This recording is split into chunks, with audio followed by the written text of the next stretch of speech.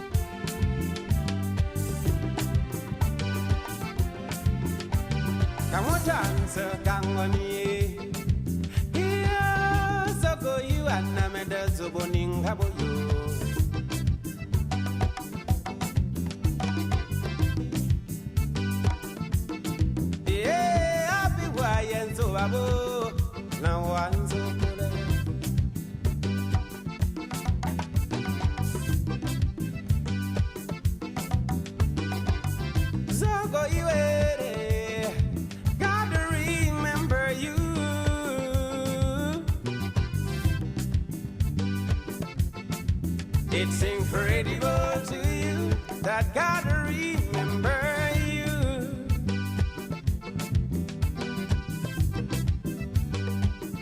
Yes, I know, but I want to know. God remember you. I owe you way. Yes, I go you and I'm a that's a winning. How are you? Yeah, why you? Oh, don't worry.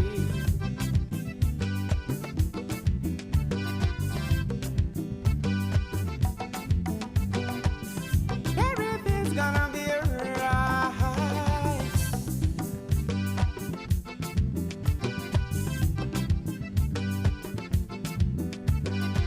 Everything's gonna be alright.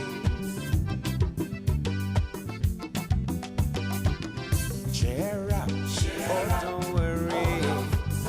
Cheer up. Gotta remember you. Cheer up. Oh, don't worry. Gigi so go you at Nameda so winning I will do.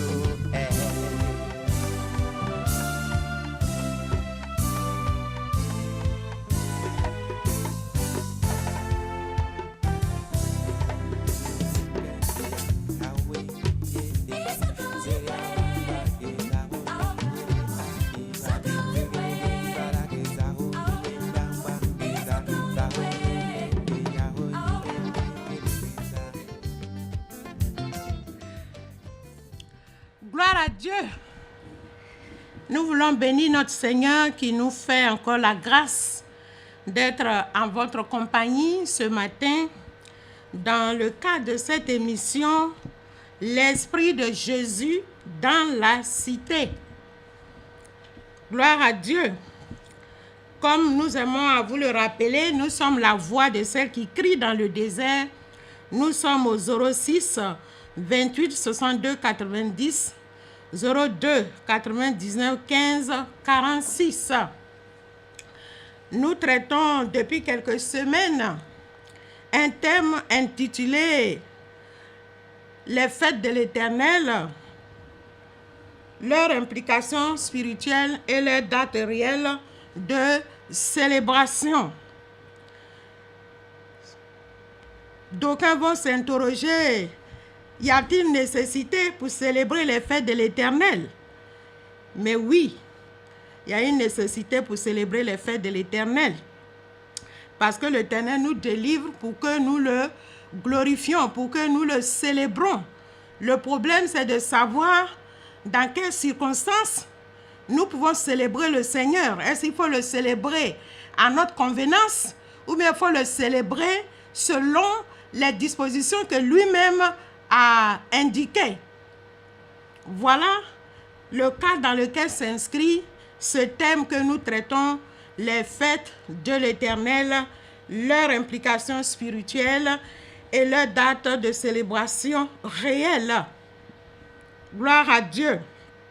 Mais avant cela, nous voulons lire la pensée du jour et après quoi nous ferons la prière et nous pourrons alors aborder les éléments qui constituent cette fête-là, ce thème-là. Mais avant tout, je veux rappeler à votre souvenir ce que le Seigneur a dit lorsqu'il délivra le peuple pour confirmer ce que je suis en train de dire. Il dit, Moïse et Aaron se rendirent ensuite auprès de Pharaon et lui dirent, ainsi parle l'Éternel, le Dieu d'Israël, laisse aller mon peuple pour qu'il célèbre au désert une fête à mon honneur.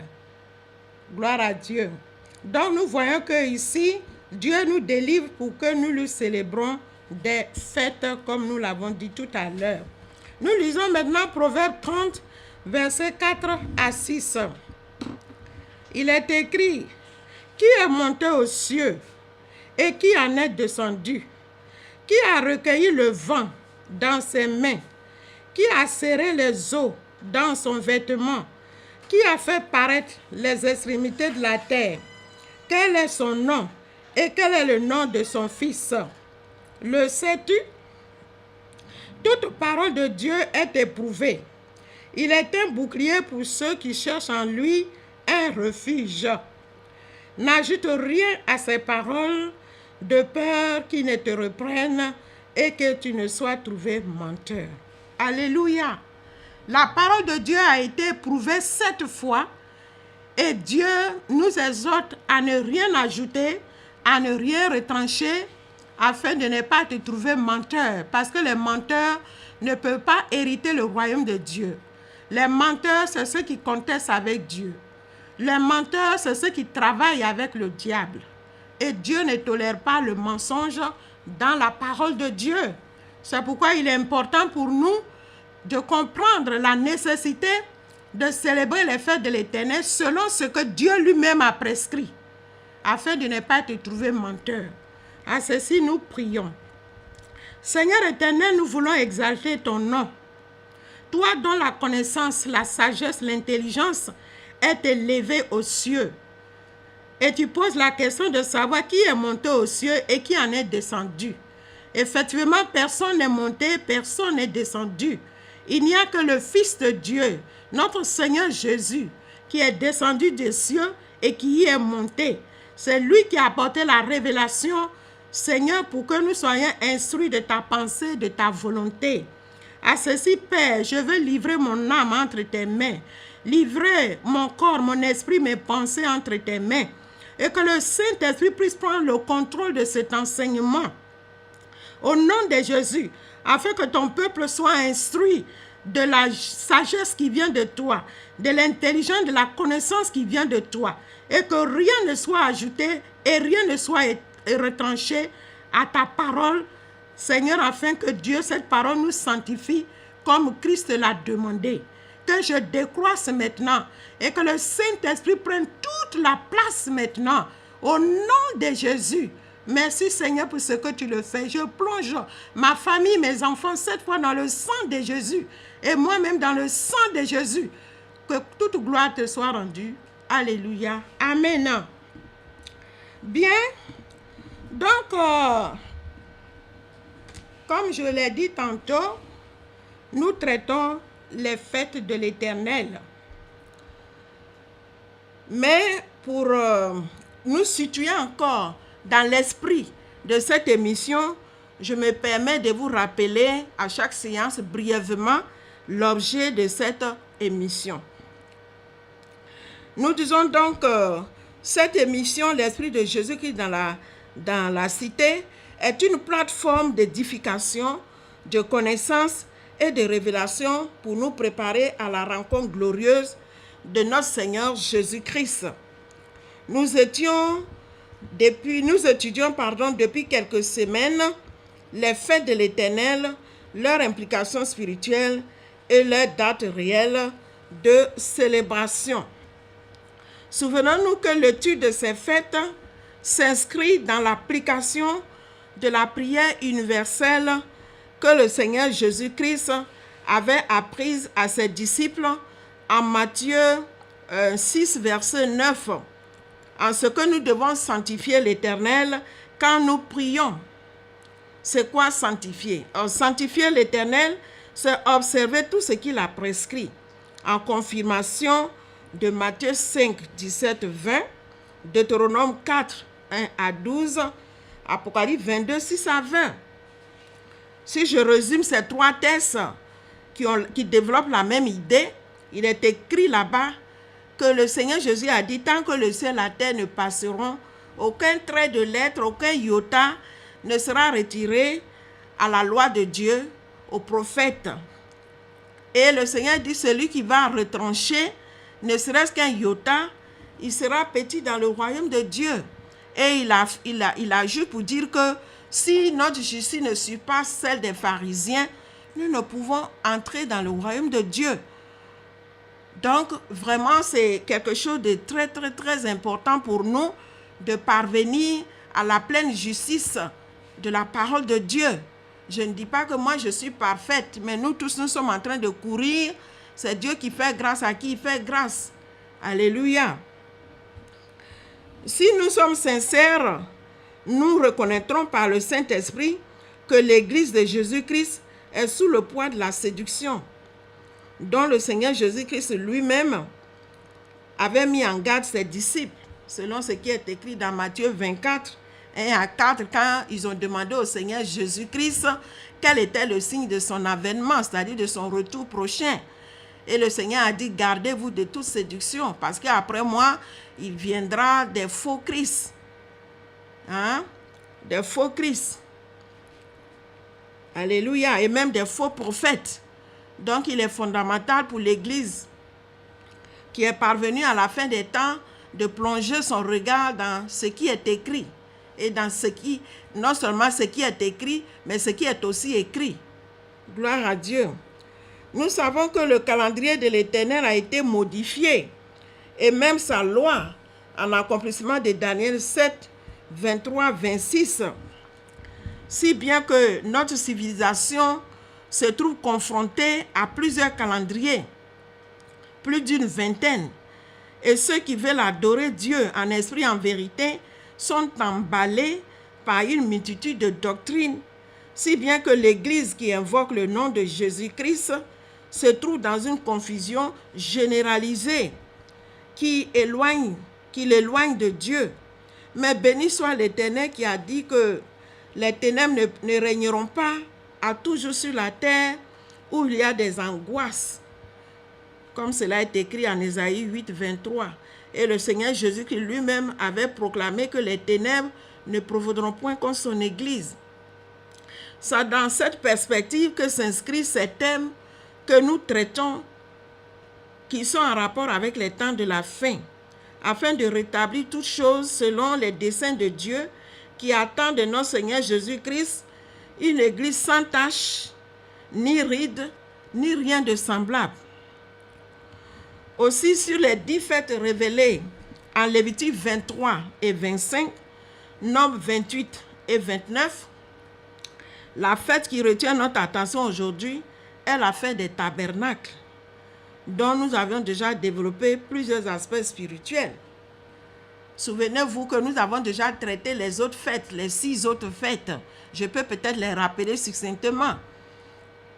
La première, c'est l'offrande journalière qui se fait du dimanche, premier jour de la semaine, pour se terminer, 6e jour de la semaine qui est le vendredi.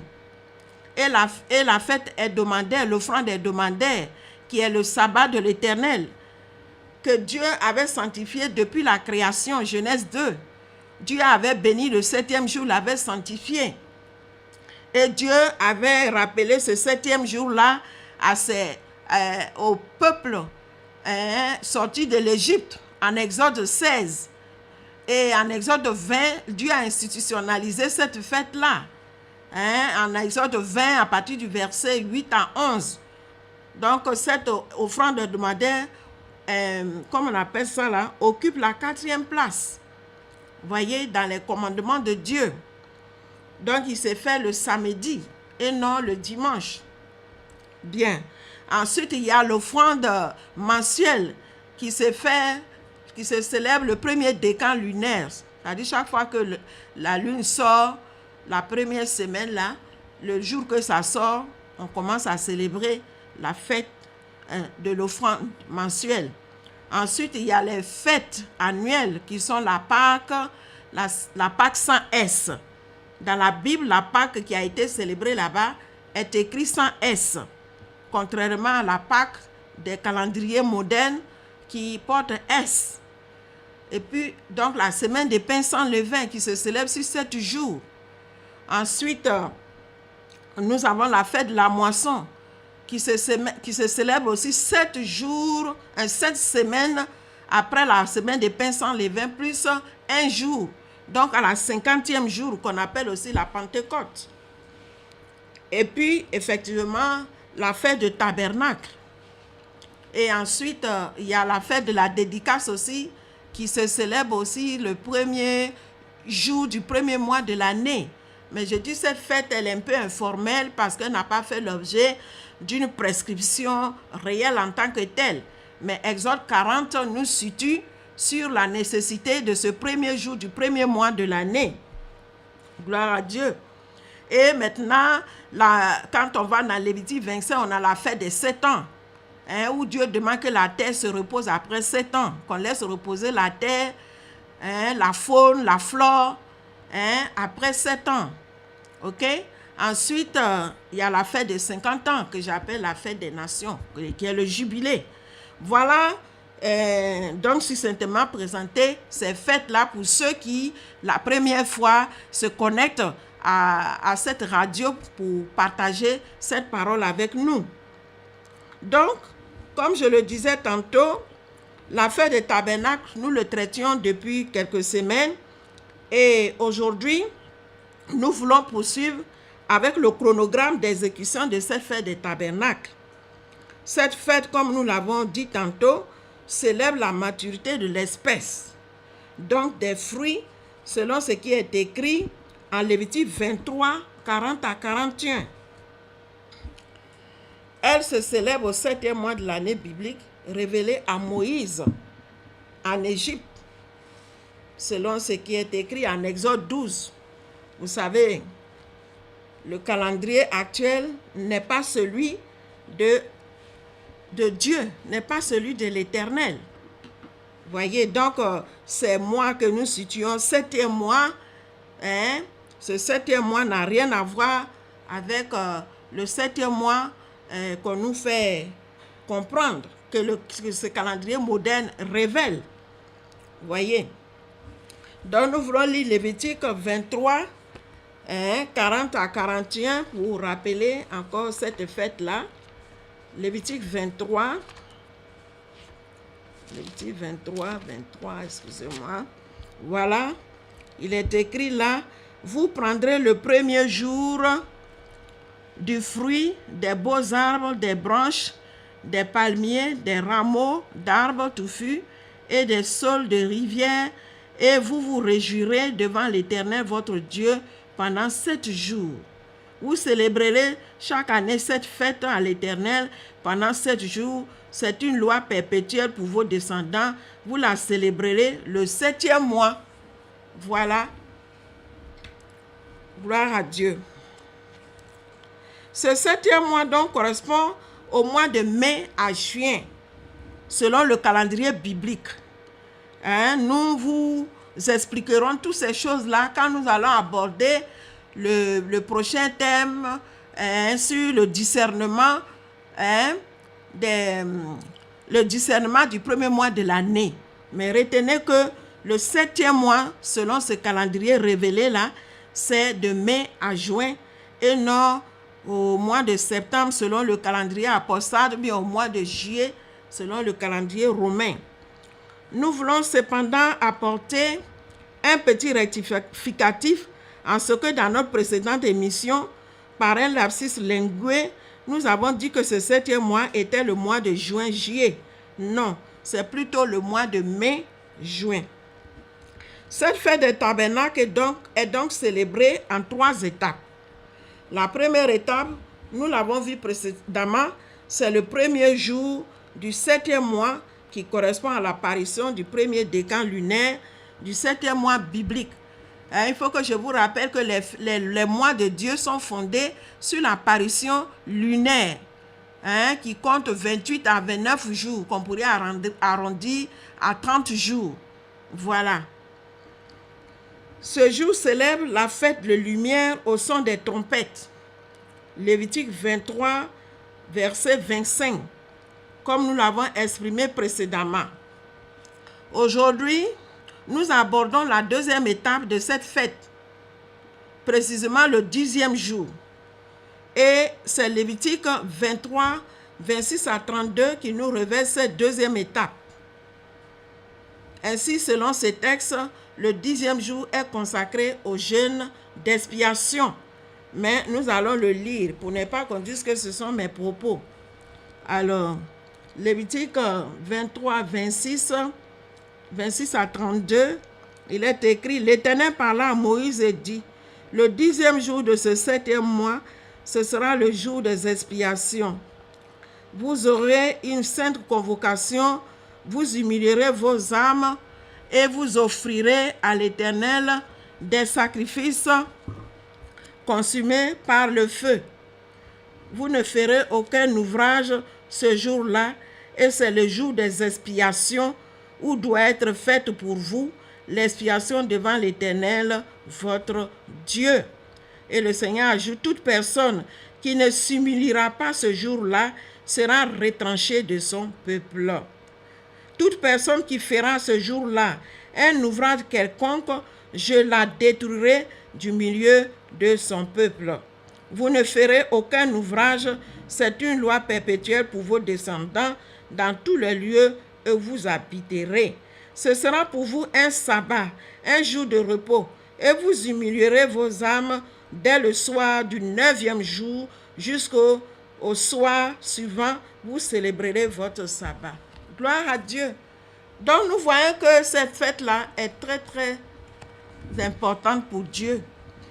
Nous avons décrit cette fête-là sur plusieurs aspects pour vous montrer combien de fois elle est importante aux yeux de Dieu. Donc toutes les fêtes de Dieu sont importantes.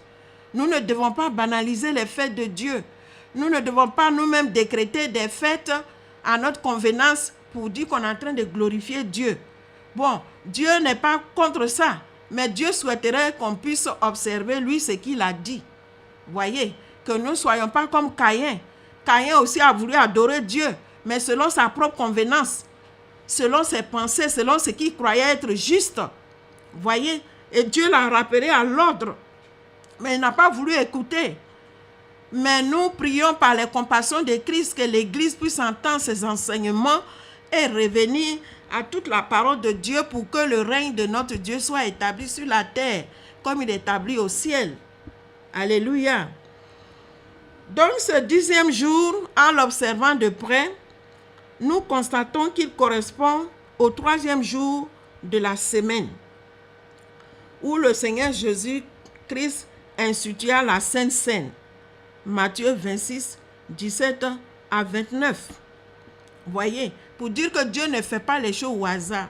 Si le Seigneur a dit que le 10e jour là, c'est parce que ça correspond à un événement spirituel très important pour Dieu, pour l'Éternel. Donc ce 10e jour nous donne, par le sacrifice de Jésus-Christ, d'avoir accès à la grâce de Dieu, au pardon de nos péchés, comme cela est indiqué dans Colossiens 1, 12, 23. Il dit, vous qui étiez morts, Dieu vous a réconciliés, voyez, par la mort de notre Seigneur Jésus, qui a détruit l'acte dont l'ordonnance nous condamnait et nous séparait de Dieu, qui a dépouillé les dominations, les puissants des ténèbres. Voyez, donc ce jour, après l'expiation de nos péchés, l'on devait prendre la Sainte Seine au souvenir du Seigneur Jésus-Christ. Pour ceux qui n'ont pas l'habitude de le faire, en accomplissement de 1 Corinthiens 11, 23 à 31. C'est-à-dire, il y a par exemple des églises qui ne prennent pas la Sainte Seine tout le temps, qui prennent la Sainte Seine peut-être tous les 6 mois ou tous les 3 mois, bon, ou bien par, je ne sais pas. Mais précisément, au-delà de la périodicité de la prise de la Sainte Seine à la célébration de ce 10e jour-là, nous devons prendre la Sainte Seine. Gloire à Dieu. Nous voyons dans cette étape le processus du plan de salut. Vous savez, la grâce que Dieu nous fait, c'est de comprendre les raisons spirituelles de tel acte dans la parole de Dieu. Donc la compréhension que le Saint-Esprit nous donne à travers les 3 étapes qui célèbrent la Pâque, qui célèbrent la fête des tabernacles, nous comprenons dans ces 3 étapes-là le processus du plan de salut. Le premier jour qui nous révèle l'œuvre de Christ par lequel nous avons accès à l'amour de Dieu qui se réconcilie avec nous. Jean 1, verset 1 à 12. Éphésiens 1, 1 à 12. Colossiens 1, 12 à 20. Voyez, nous avons dit qu'au commencement, ce n'est pas nous qui le disons, la parole de Dieu est écrite là-bas, qu'au commencement, Dieu a dit que la lumière soit et la lumière fut. Gloire à Dieu. Et Dieu a séparé la lumière d'avec les ténèbres. Et il y eut quoi? Il y eut un soir, il y eut un matin. Donc c'est ce premier jour-là qui est célébré ici. C'est pourquoi on a appelé ça la fête des Lumières. C'est pourquoi on a appelé ça la fête qui est célébrée au son de la trompette. Donc c'est ce jour-là que Dieu s'est révélé à l'univers. Dieu qui était caché, qui était couvert. Parce qu'on nous dit quoi? Les eaux, il y avait les eaux, il y avait les ténèbres, et puis il y avait les eaux, et l'Esprit de Dieu se mouvait sur les eaux. Donc Dieu s'était couvert de ténèbres, Dieu était irrévélé, personne ne savait s'il y avait un Dieu qui existait. C'est au ce premier jour de la création-là que Dieu a dit que la lumière soit, et la lumière fut. Et c'est ce jour-là qu'on célèbre le premier jour de la fête de tabernacle et même toutes les autres fêtes. Par exemple, l'offrande journalière qu'on célèbre à l'apparition du premier décan lunaire, c'est la fête de la lumière qu'on célèbre comme ça. Gloire à Dieu. Et la deuxième étape de ce 10e jour qui nous amène à la repentance. Voyez. Donc, quand la parole de Dieu est révélée, qu'est-ce qu'on fait? On se repent. C'est ça le processus du salut. Parce qu'on dit quoi? La parole de Dieu dit quoi? La foi vient de ce qu'on entend et ce qu'on entend, la parole de Dieu. Donc, c'est quand cette parole-là vient à nous, qu'elle produit en nous la foi et le désir de nous repentir et d'être à l'image de Dieu, d'être à la ressemblance de Dieu. Donc, ce sont ces éléments-là qui sont exprimés dans cette deuxième étape. Voyez. Voilà donc ce que représente du point de vue spirituel ces 2 premières étapes. Maintenant, nous abordons la 3e étape. C'est le 15e jour. Le 15e jour consacre la fête proprement dite des tabernacles. Nous voulons le lire dans Lévitique 23 encore, à partir du verset 33 à 35. Voilà ce que le Seigneur dit. L'Éternel parla à Moïse et dit, parle aux enfants d'Israël et dit, le 15e jour de ce 7e mois, ce sera la fête des tabernacles en l'honneur de l'Éternel pendant 7 jours. Le premier jour, il y aura une sainte convocation. Vous ne ferez aucune œuvre servile. Pendant 7 jours, vous offrirez à l'Éternel les sacrifices consumés par le feu. Le 8e jour, vous aurez une sainte convocation et vous offrirez à l'Éternel des sacrifices consumés par le feu. Ce sera une assemblée solennelle. Vous ne ferez aucune œuvre servile. Gloire à Dieu, nous continuons la lecture. Il est dit au verset 38, vous observerez en outre les sabbats de l'Éternel et vous continuerez à faire vos dons à l'Éternel, tous vos sacrifices pour l'accomplissement d'un vœu et toutes vos offrandes volontaires. Le 15e jour du 7e mois, quand vous récolterez les produits du pays, vous célébrerez donc une fête à l'Éternel pendant 7 jours. Le premier jour sera un jour de repos et le 8e sera un jour de repos. Gloire à Dieu. Donc, quand nous avons dit que cette fête-là célébrait la fête des fruits, voilà la confirmation. Ainsi donc, ce 15e jour célèbre la pleine lune sur le plan spirituel. Voyez? Parce que le premier jour célèbre l'apparition de la nouvelle lune. Et après 15 jours, parce qu'un décan lunaire dure une semaine environ. Une semaine, le 8e jour, on rentre dans le 2e décan lunaire. Donc le 15e jour célèbre ici la pleine lune. La pleine lune célèbre la gloire de Dieu dans sa création, sur le plan spirituel. En lisant Somme 81, versets 1 à 5, nous verrons là-bas que Dieu dit que en ce jour-là, on doit le célébrer. Je vais chercher Somme 81 et puis le lire en confirmation. Comme je dis, tout ce que Dieu met dans notre bouche là, il faut qu'on puisse avoir la confirmation. Il est écrit ici, chantez avec allégresse à Dieu notre force, poussez des cris de joie vers le Dieu de Jacob, entonnez des cantiques, faites résonner le tambourin, la harpe mélodieuse et le luth, sonnez de la trompette à la nouvelle lune, à la pleine lune, au jour de notre fête, car c'est une loi pour Israël, une ordonnance de Dieu de Jacob. Et nous sommes devenus Israël spirituel. L'Église est devenue Israël spirituel. Donc l'Église aussi doit observer cette parole. Bien. Donc nous disons que ce 15e jour-là consacre l'œuvre du Saint-Esprit en tous les croyants qui obéissent à la volonté du Père dans leur vie. C'est en cela que l'apôtre Paul nous exhorte à la plénitude du Saint-Esprit, selon ce qui est écrit en Éphésiens 3, 14 à 19, où Paul nous exhorte à nous enivrer de l'Esprit de Dieu. Alléluia. Donc ici, le 15e jour, sur le plan spirituel, célèbre la pleine lune. Bien.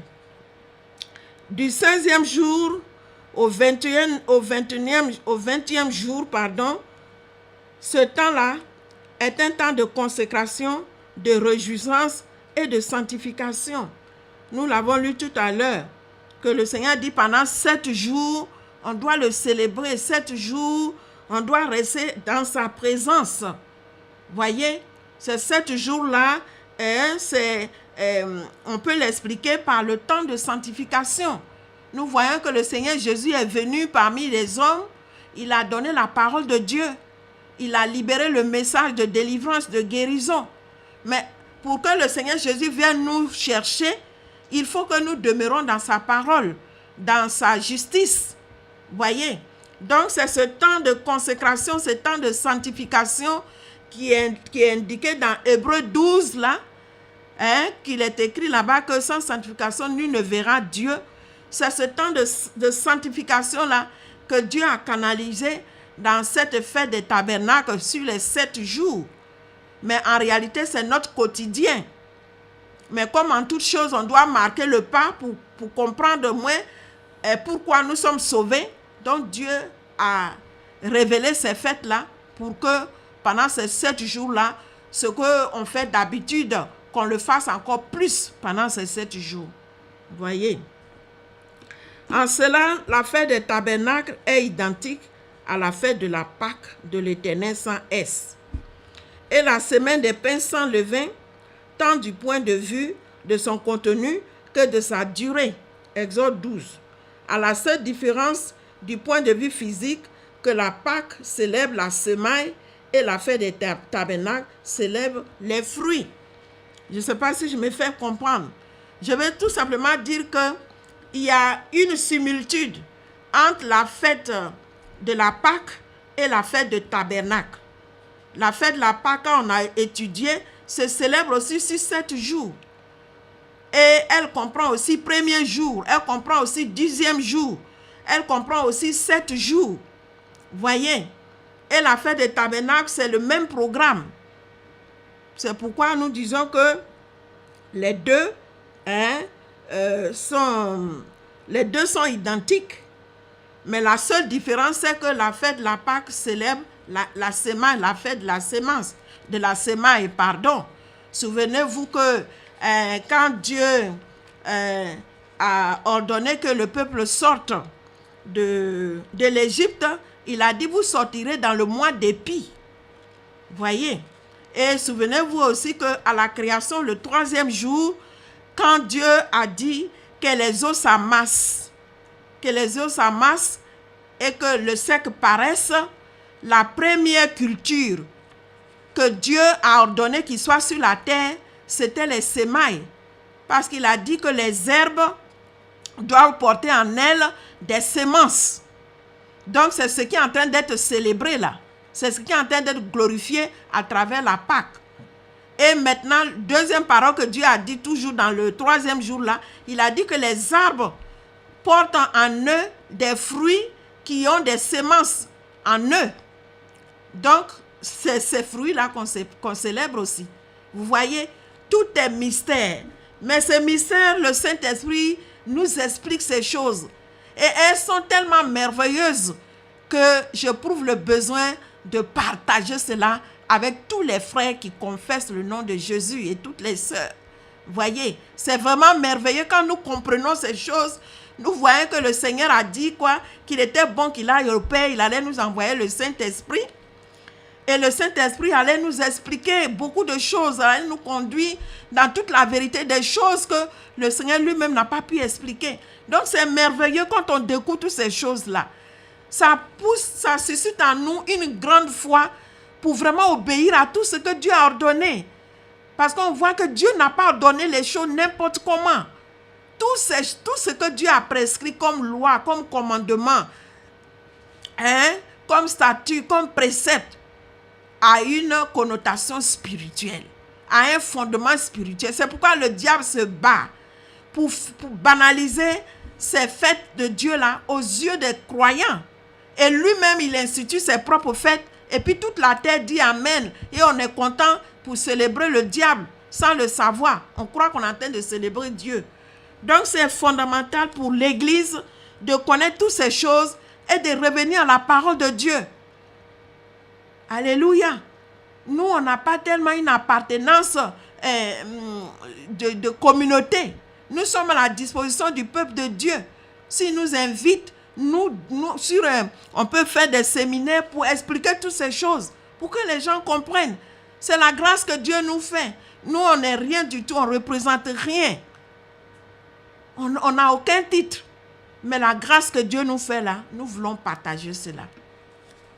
Alors, donc nous disons que cette fête n'est même pas célébrée par l'Église des temps de la fin.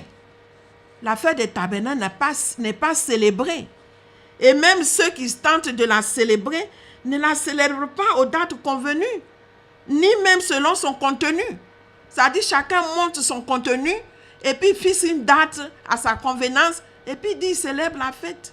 C'est la même chose avec la fête de la moisson. Plusieurs églises fixent elles-mêmes des dates à elles et puis elles célèbrent des fêtes de la moisson mais qui n'ont rien à voir avec le contenu de ces fêtes-là comme Dieu l'a prescrit. Voyez. Donc mes frères et sœurs, Jésus revient bientôt et je vous dis que nous sommes rentrés dans un temps de purification, du processus de purification de l'Église qui doit être enlevée. Et nous devons revenir à toute la parole de Dieu. La question donc que l'on pourrait se poser est la suivante. Le Seigneur Jésus-Christ a-t-il célébré cette fête?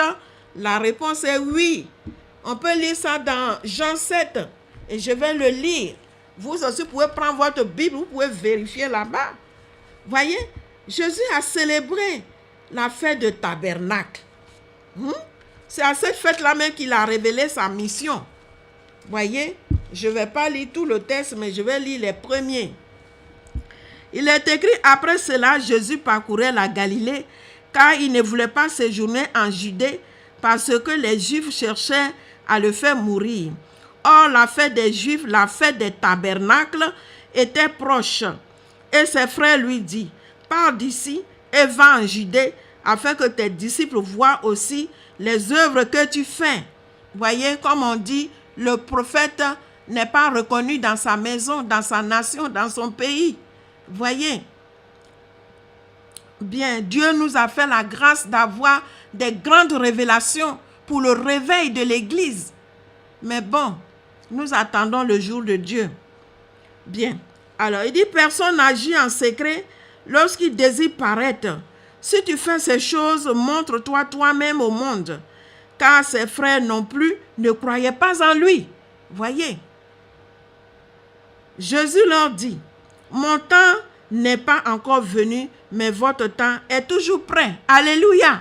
Le temps de Dieu n'est pas arrivé, mais le temps de Dieu arrive en force et en puissance, afin que les vrais adorateurs puissent l'adorer en esprit et en vérité. Il a dit, montez vous-même. Non, il dit au verset 7, il dit, le monde ne peut vous haïr. Moi, il me hait, parce que je rends de lui le témoignage que ses œuvres sont mauvaises. Montez-vous à cette fête. Pour moi, je n'y monte point, parce que mon temps n'est pas encore accompli. Après les avoir dit cela, il resta en Galilée. Lorsque ses frères firent monter à la fête, il y monta aussi lui-même, non publiquement, mais comme en secret. Alléluia. Le Seigneur révèle ses mystères en secret. En secret, pour ceux dont le cœur est simple, pour ceux dont le cœur est humble, pour se sanctifier, pour saisir ces paroles-là, se repentir, se convertir et se sanctifier en conséquence. Alléluia. Il est dit, les Juifs le cherchaient pendant la fête et disaient, où est-il? Il y avait dans la foule grande rumeur à son sujet. Les uns disaient, c'est un homme de bien. D'autres disaient, non, il égare la multitude. Personne toutefois ne parlait librement de lui par crainte des Juifs. Vers le milieu de la fête, Jésus monta au temple et il enseignait. Les Juifs s'étonnaient, disant, comment connaît-il les Écritures, lui qui n'a point étudié? Alléluia. Et Jésus dit, ma doctrine n'est pas de moi, mais de celui qui m'a envoyé. Alléluia. Nous autres, on n'a pas étudié quelque part, dans aucune école, mais c'est le Saint-Esprit lui-même qui nous a enseigné ces choses. Et nous venons les partager avec vous. Et nous prions que plusieurs personnes écoutent ce message avant même d'aller à leur culte. Alléluia. Bien. Donc ici, nous voyons que le Seigneur Jésus a observé cette fête-là. Lui et ses disciples ont observé cette fête-là. Donc l'Église ne peut pas se dérober. Voyez, c'est pourquoi il est vital pour l'Église parvenue à la fin des temps de célébrer cette fête afin d'établir le règne de Dieu dans son Église et sur la terre. On ne retrouve pas le nom de cette fête-là avec précision dans Actes des Apôtres. Alléluia. Parce que Actes des Apôtres, c'est l'Église primitive. C'est l'Église qui s'est efforcée, après la mort de Jésus, d'observer toutes les fêtes de l'Éternel. Mais nous savons dans quelles conditions ces choses ont été écrites. Mais l'Esprit de Dieu est puissant pour ouvrir les yeux de ses enfants pour voir cette fête-là au travers des Écritures. C'est pourquoi le Seigneur Jésus avait dit en Matthieu 24, 15, « Quand vous verrez l'abomination de la désolation s'installer dans le lieu saint, que celui qui lise maintenant fasse attention. » On doit scruter bien la parole de Dieu parce qu'il y a des secrets, il y a des mystères cachés dans la parole de Dieu. Voyez? Donc nous disons que cependant, dans Actes 21, Actes 21, 1 à 6, nous fait penser à cette fête de tabernacle. Étant entendu que les deux fêtes qui précèdent cette fête de tabernacle ont été observées par les apôtres. Actes 20, 5 à 6 et Actes 20, 13 à 16. Il s'agit de la fête de la semaine des pains sans levain et de la Pentecôte. Donc les 7 jours que l'apôtre passa avec les frères de Tyr ne pouvaient être autrement que la fête des tabernacles. Nous voulons lire ces textes-là. C'est-à-dire, on n'a pas dit précisément que c'est la fête des tabernacles, mais en lisant avec le Saint-Esprit, nous comprenons que la fête des tabernacles a été célébrée au temps de l'Église primitive. Alors, donc, nous lisons d'abord Actes 20. Actes 20, versets 5 à 6. Il est écrit là, ceux-ci prirent les devants et nous attendirent à Troas. Verset 6. Pour nous, après les jours des pains sans levain, nous nous embarquâmes à Philippe et au bout de 5 jours, nous les rejoignîmes à Troas où nous passâmes 7 jours. Alléluia. Donc on a vu là aussi que quand l'apôtre Paul fait allusion à 7 jours-là, c'est la Pentecôte parce qu'après la semaine des pains sans levain, c'est la fête de la Pentecôte qui suit. On va avoir la confirmation dans la suite du texte. Acte 20, il est écrit, pour nous précédâmes Paul sur le navire et nous fîmes voile pour Assos. Et nous étions convenus de le reprendre parce qu'il devait faire la route à pied. Lorsqu'il nous eut rejoints à Assos, nous le prîmes à bord et nous allâmes à Mytilène.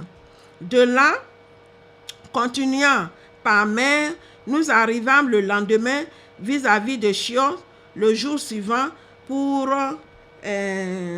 Singlam vers Samos.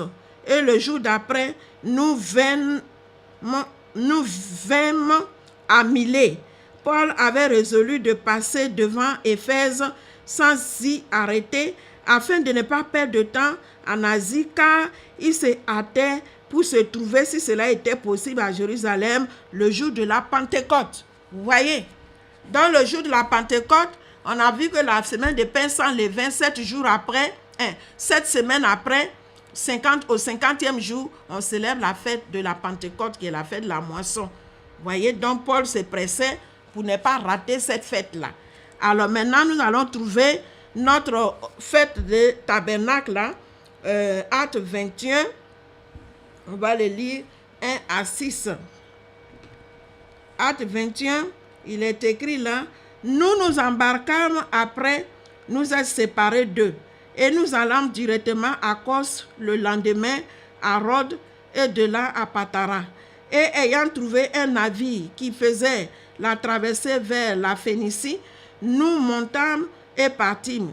Quand nous fûmes en vue de l'île de Chypre, nous la laissâmes à gauche, poursuivant notre route du côté de la Syrie, et nous abordâmes à Tyr, où le bâtiment devait décharger sa cargaison.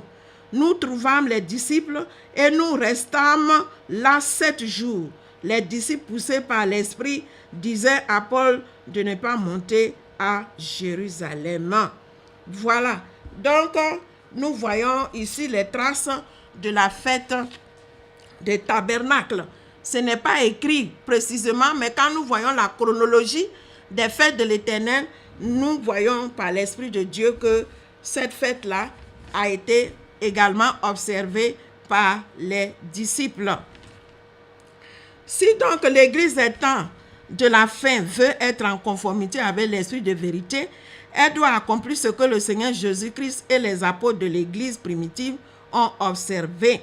Souvenez-vous que le Seigneur Jésus-Christ a dit à Matthieu 6, 9, 10, en accomplissement de Apocalypse 8, 1, 5,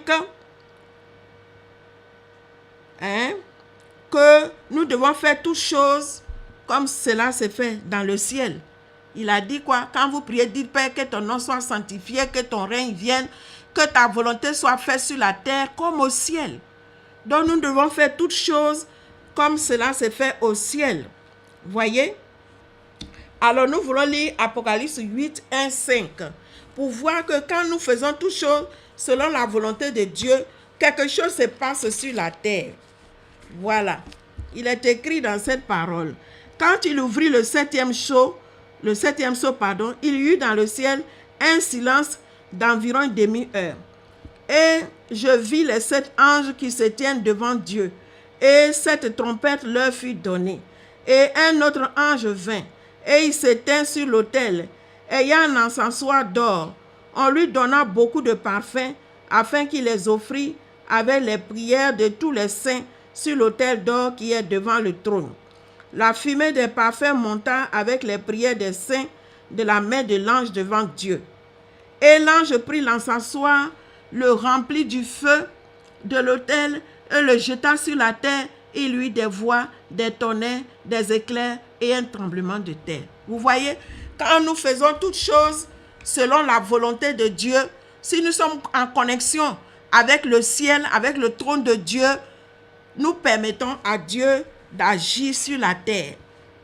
Voyez, d'établir son règne sur la terre, de châtier les personnes qui n'accomplissent pas sa volonté, les adversaires de son œuvre. Gloire à Dieu. Nous voudrions, il est à noter, nous voudrions noter que la fête des tabernacles révèle d'autres aspects spirituels que nous voulons aborder. Assurément, nous n'allons pas, je vais dire, terminer sur tous ces aspects-là, mais nous allons donner quelques aspects pour nous. Tout cela, c'est pour susciter en nous la foi et puis nous donner de comprendre que c'est une nécessité de célébrer les fêtes de Dieu aux dates qu'il a fixées. Bien, donc nous voudrions en outre indiquer en termes plus spirituels que la célébration de la fête des tabernacles, au risque de nous répéter, est liée à la manifestation de la gloire de Dieu qui s'accomplit en l'homme, selon que l'Éternel a déclaré que ceux qui sont nés de Dieu sont les temples du Saint-Esprit, en accomplissement de 2 Corinthiens 6, 14 à 6, 2 Corinthiens 7, verset 1. Dieu nous déclare que nous sommes son temple. Si nous observons toute sa parole, nous devenons le temple de Dieu. En cela, la fête des tabernacles préfigure également la conception du Seigneur Jésus-Christ après que l'ange Gabriel ait visité Marie. À la question de Marie, Marie avait demandé comment elle allait devenir enceinte. Donc, l'ange lui répondit que l'Esprit de Dieu la couvrirait et elle enfantera un fils qui s'appellera Emmanuel, c'est-à-dire Dieu avec nous. Matthieu 1, 23, Luc 1, versets 26 à 38 et 45. Marie est l'exemple parfait du sanctuaire que Dieu décide d'habiter parmi les hommes. Donc Marie, en son temps, pendant qu'elle était sur la terre, était l'exemple parfait du sanctuaire que Dieu décide d'habiter. Souvenons-nous que c'est quand Élisabeth était dans son 6e mois que Marie a eu la visite de l'ange Gabriel. Ainsi, la conception du Seigneur Jésus-Christ se situe dans l'intervalle du 6e et 7e mois de la grossesse d'Élisabeth. Vous pourrez le lire ça dans Luc 1, 39 à 50. C'est quand Élisabeth a eu 6 mois que l'ange est venu se révéler à Marie. Et Marie a observé, a obéi à la voix de Dieu. Ainsi, Marie est l'exemple parfait du tabernacle vivant, disons de l'âme vertueuse et obéissante en qui Dieu réside. Marie était promise au mariage avec Joseph, mais elle n'a pas considéré son intérêt. Elle a considéré l'intérêt de Dieu et elle a dit à l'ange, je suis la servante de Dieu, qu'il me soit fait selon ce que Dieu veut. Voyez. Donc, nous devons dire à Dieu, non pas notre volonté, mais la volonté de Dieu. Nous ne devons pas célébrer les fêtes de Dieu à notre convenance, mais nous devons les célébrer comme Dieu le veut. Voyez, comme le Seigneur Jésus-Christ lui-même, quand il devait aller à la croix, il a dit au Père, si cette coupe pouvait m'être éloignée, cependant, non pas ce que je veux, mais ce que toi tu veux. Voyez, nous retrouvons cet exemple dans la construction du premier tabernacle où l'Éternel avait rempli du Saint-Esprit tous les ouvriers pour réaliser le premier tabernacle. Exode 36, vous pouvez le lire aussi. Il est écrit que quand tout fut accompli, comme Dieu l'avait commandé et ordonné, la nuée couvrit la tente et la gloire de Dieu remplit le tabernacle. Ça aussi, on peut le lire aussi dans Exode 40, 1 à 37. De même, quand Marie accepta de faire toute la volonté de Dieu, elle fut couverte de la gloire de Dieu et ses entrailles furent remplies de la présence de Dieu en accomplissement en accomplissant ainsi la conception de Jésus. C'est-à-dire dès l'instant où elle a accepté qu'il lui soit fait selon la volonté de Dieu, la gloire de Dieu a rempli Marie à son insu. Et elle a conçu l'enfant dans ses entrailles. Elle ne savait même pas que l'enfant était conçu. C'est quand elle s'est retrouvée chez sa sœur Élisabeth que Élisabeth a confirmé que ce que tu as entendu là te sera fait comme tu l'as entendu. Parce que dès qu'elle est rentrée chez Marie, chez Élisabeth, Élisabeth a commencé à prophétiser et elle a dit que l'enfant qu'elle portait en son sein a tressailli. Alléluia. Donc pour dire que quand nous obéissons à la voix de Dieu en tant que tabernacle vivant, la gloire de Dieu descend pour accomplir ses desseins de rédemption, ses desseins de délivrance. C'est parce que sur la terre, il n'y a pas encore de tabernacle parfait. C'est pourquoi le diable s'agite. C'est pourquoi l'adversaire continue de tuer, de faire du mal aux hommes. Voyez, donc l'Église a une grande responsabilité. Si elle revient à toute la parole de Dieu, comme on l'a lu tout à l'heure dans Proverbes, que le Seigneur dit de ne rien ajouter à sa parole. Et la dernière fois, dans 2 Corinthiens 10, on avait lu là-bas pour dire que les armes avec lesquelles nous combattons sont puissantes par les vertus de Dieu pour amener toute pensée à l'autorité de Christ, à l'obéissance à la volonté de Dieu. Et le Seigneur dit que c'est quand notre obéissance sera parfaite qu'il va juger, qu'il va châtier. Donc l'Église a une responsabilité importante pour revenir dans toute la parole de Dieu. Aussi, l'affaire des tabernacles revêt un caractère hautement spirituel. C'est un temps où Dieu inspecte son troupeau, comme il a dit en Ézéchiel 34, pour séparer les brebis grasses avec les brebis maigres, des brebis et des boucs avec les agneaux. C'est un temps de grande sanctification qui prépare le peuple à la rencontre du Père, outre la sanctification quotidienne.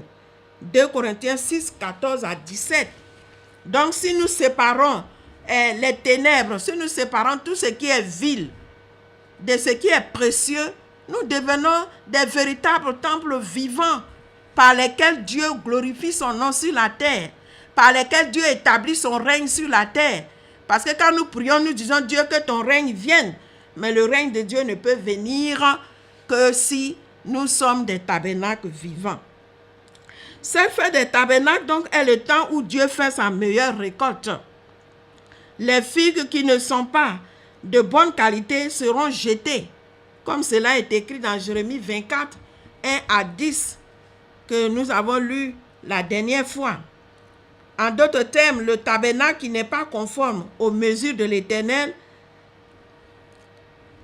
qui ne sont pas aux mesures de l'Éternel, comme le Seigneur l'a indiqué, ne sera pas habité.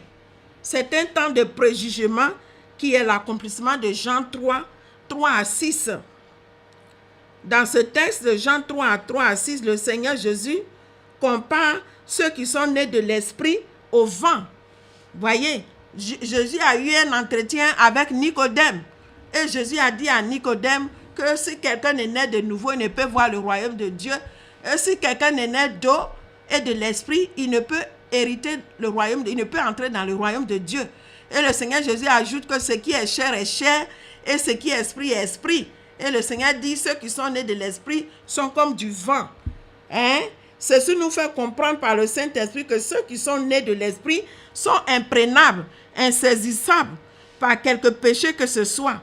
Ils deviennent des messagers de Dieu, comme cela est écrit en Psaume 104, versets 1 à 4, où Dieu dit, il fait de ses messagers des vents et de ses serviteurs des flammes de feu. Abraham, Moïse, Élie, Élisée, Jean-Baptiste, comme tous les prophètes de la Bible, sont des messagers de Dieu. Et le plus petit dans le royaume de Dieu, Jésus-Christ, est le messager par excellence. C'est lui qui fait de nous des tabernacles vivants pour Dieu en accomplissement d'Apocalypse 5.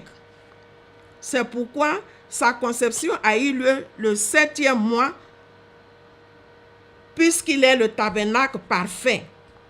Ainsi, l'obéissance à la voix de Dieu, à sa volonté, à ses commandements, fait de nous automatiquement des tabernacles de Dieu qui provoquent une décharge de la puissance de Dieu pour accomplir ses desseins sur la terre, comme cela était au commencement de la création, quand Dieu créa l'homme à son image et à sa ressemblance pour qu'il domine sur toutes choses. C'est pourquoi l'Église parvenue à la fin des temps doit absolument accomplir la volonté du Père par l'obéissance absolue à tout ce qu'il a prescrit et commandé dans l'adoration qui lui est due, afin d'établir le règne de Dieu en accomplissement d'Ésaïe 60, 21 à 22, Daniel 7, 23 à 27 et Matthieu 6, 9 à 10. Nous voulons lire Ésaïe et puis nous arrêter pour passer à la deuxième partie de notre enseignement. Alléluia. Ésaïe 60, 21 à 22. Nous cherchons le texte. Nous cherchons le texte d'Ésaïe 60. Ésaïe 60, 21 à 22. Voyez. Ésaïe 60, on est pris un peu par le temps. Ésaïe 60, 21 à 22. Il est écrit dans cette parole-là, 21 à 22, 60, 21 à 22, que je trouve là. Il dit, il n'y aura plus que des justes parmi ton peuple. Ils posséderont à toujours le pays. C'est le rejeton que j'ai planté, l'œuvre de mes mains pour servir à ma gloire.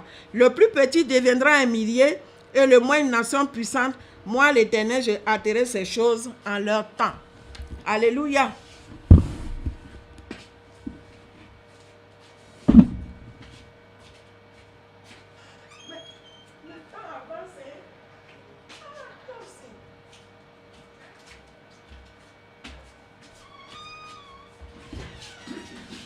Donc, nous voulons faire la prière finale pour ce jour et nous arrêter pour continuer la deuxième partie de notre temps d'intervention.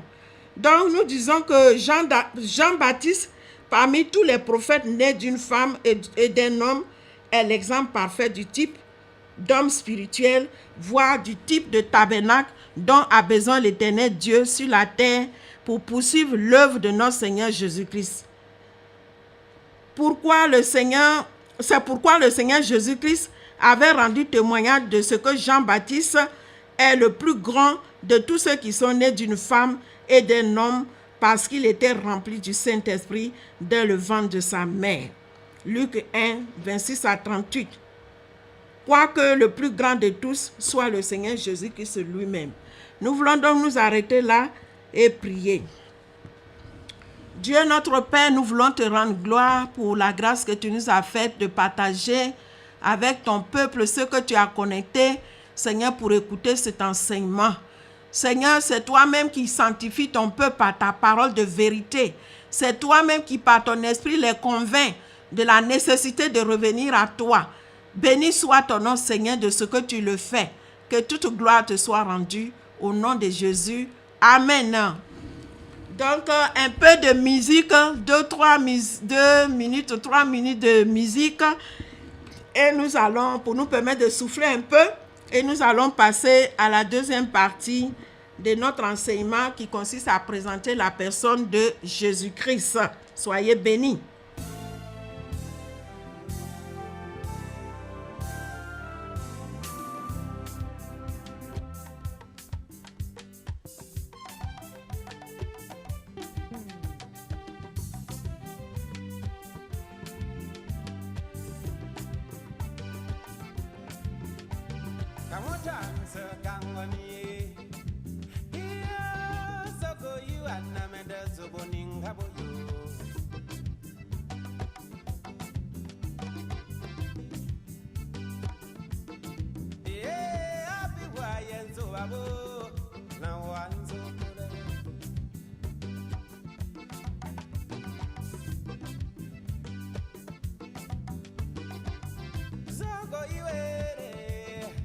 God remember you.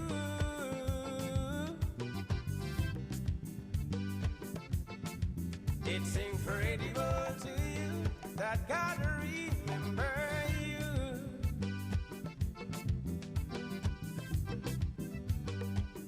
Yes, I know, but I want to know. God remember you. I owe you way. Yes, I go you and I'm a dead so winning. How are you? Yeah, why you? Si vous le désirez. 06 28 62 90 06 28 62 90 ou 02 99 15 46. Gloire à Dieu. Gloire à Dieu. Donc nous voulons aborder donc la deuxième partie de notre temps d'antenne qui consiste à présenter la personne de Jésus-Christ. Nous avons déjà étudié les textes qui parlent de qui est Jésus. Jésus lui-même s'est présenté. D'autres personnes ont rendu témoignage de Jésus-Christ, toujours dans la parole de Dieu. Et maintenant, nous sommes sur les actes de Jésus. Jésus, qu'est-ce qu'il a fait pendant son ministère sur la terre? Voyez? Donc aujourd'hui, c'est Jean 6 qui va nous aider dans cette connaissance-là. Jean 6, nous lisons cela. Il est écrit, on ne va pas lire tout, on va lire quelques passages seulement. Il dit, après cela, Jésus s'en alla de l'autre côté de la mer de Galilée, de Tibériade. Une grande foule le suivait parce qu'elle voyait les miracles qu'il opérait sur les malades. Jésus monta sur la montagne et là, il s'assit avec ses disciples.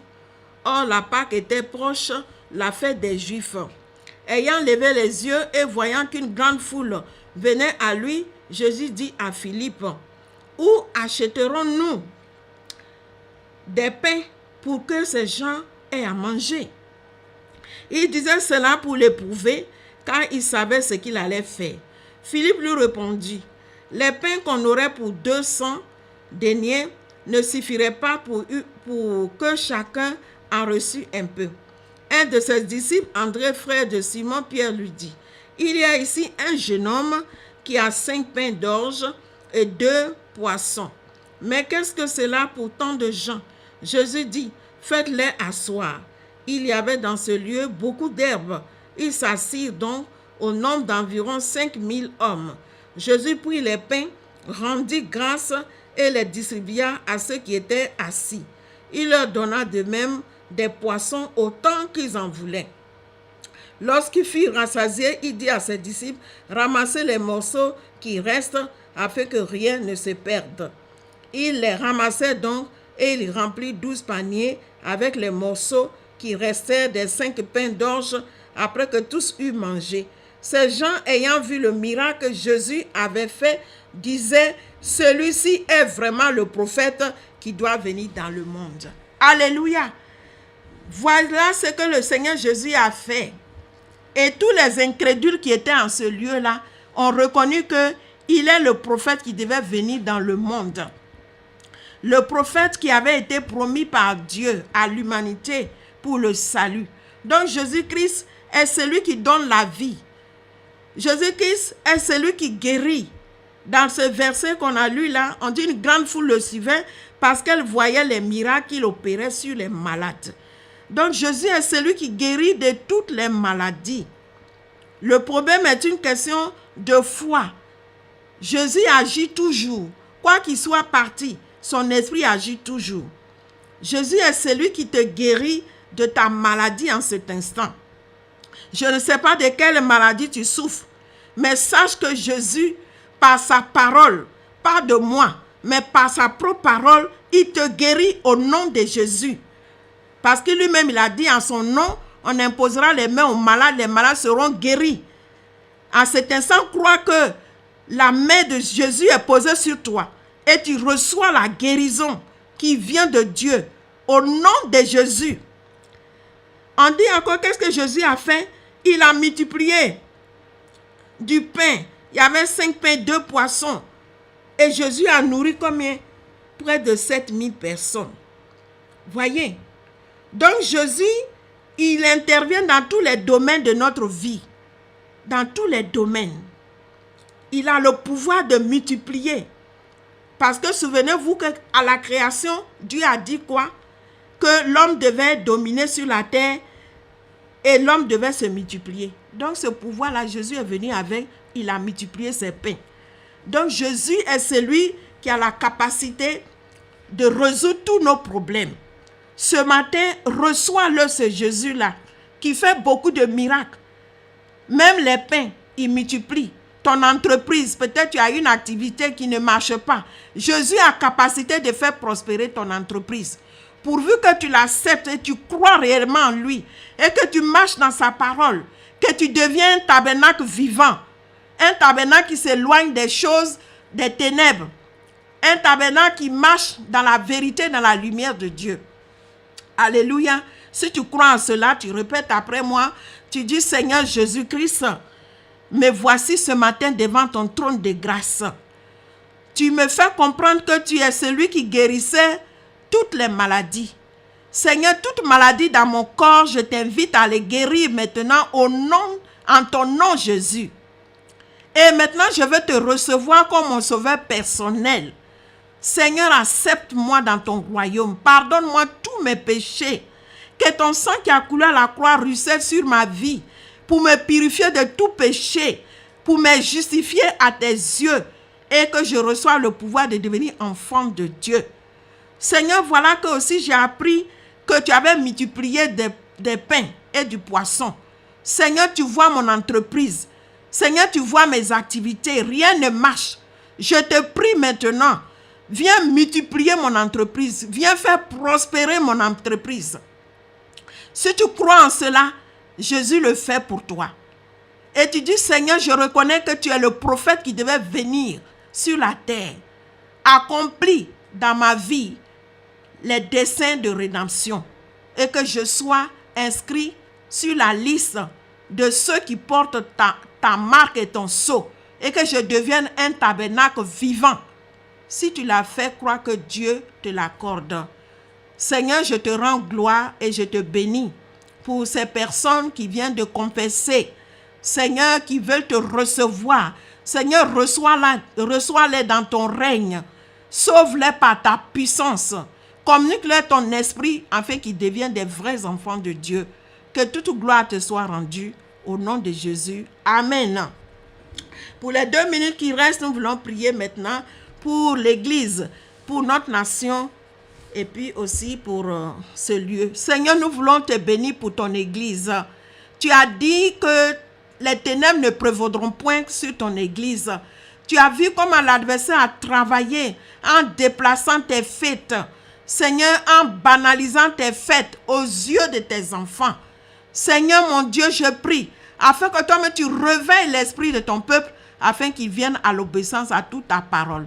Merci aussi pour ma nation, la Côte d'Ivoire. Seigneur, que ton esprit se répande sur cette nation, afin que tes desseins s'accomplissent dans cette nation, afin que le projet de ton cœur se réalise dans cette nation.